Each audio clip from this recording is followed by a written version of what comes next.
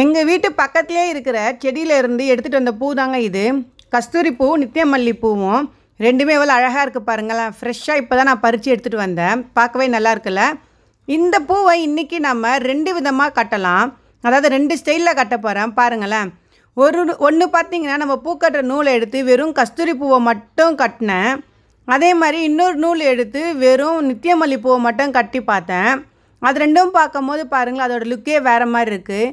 இதிலே சின்ன ட்ரிக்ஸ், நம்ம டெய்லி பண்ணுற அதே கட்டுற பூ தான். இதில் சின்னதாக ஒரு ஐடியா யூஸ் பண்ணி 2த்தையும் சேர்த்து கலந்து கட்டி பார்த்தேன் எப்படி இருக்குதுன்னு சொல்லிட்டு. அதையும் இந்த வீடியோவில் காட்டியிருக்கேன் பாருங்களேன் எப்படி இருக்குன்னு. இந்த மாதிரி நம்ம கையாலேயே நம்ம செடியில் போயிட்டு பூவை பறித்து அந்த பூவை நம்மளே கட்டி சாமிக்கு போடும் போது அதை பார்க்கும்போது நமக்கு நிஜமாலுமே ஒரு சந்தோஷம் கிடைக்குங்க. எல்லா பூவையும் கட்டி முடிச்சிட்டேன். கட்டி முடிச்சதுக்கப்புறம் நீங்களே பாருங்களேன், கஸ்தூரி பூ இந்த மாதிரி இருக்குது, அதே மாதிரி நித்தியமல்லி இந்த மாதிரி இருக்குது. இப்போ 2மே இதே மாதிரி கட்டியிருக்கேன் தனித்தனியாக. இதே பூவை 2த்தையும் ஒன்றா சேர்த்து கட்டும் போது எப்படி இருக்குது பாருங்கள்ல, இன்னும் சூப்பராக இருக்கும்.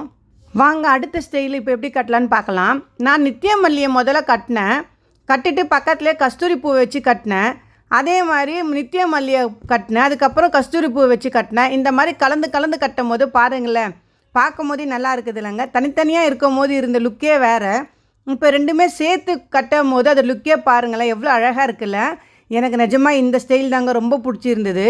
ரொம்ப நல்லா இருந்தது. இதை சாமிக்கு கட் பண்ணி போடும்போது அவ்வளோ சூப்பராக இருந்தது.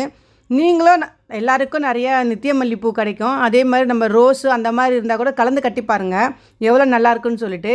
அது லுக்கே நமக்கு சூப்பராக இருக்குங்க. நான் கட்டின இந்த பூ எனக்கு ரொம்ப பிடிச்சிருந்தது. சாமிக்கு இது அப்படியே சாத்தும் போது ரொம்ப சந்தோஷமாக இருந்தது.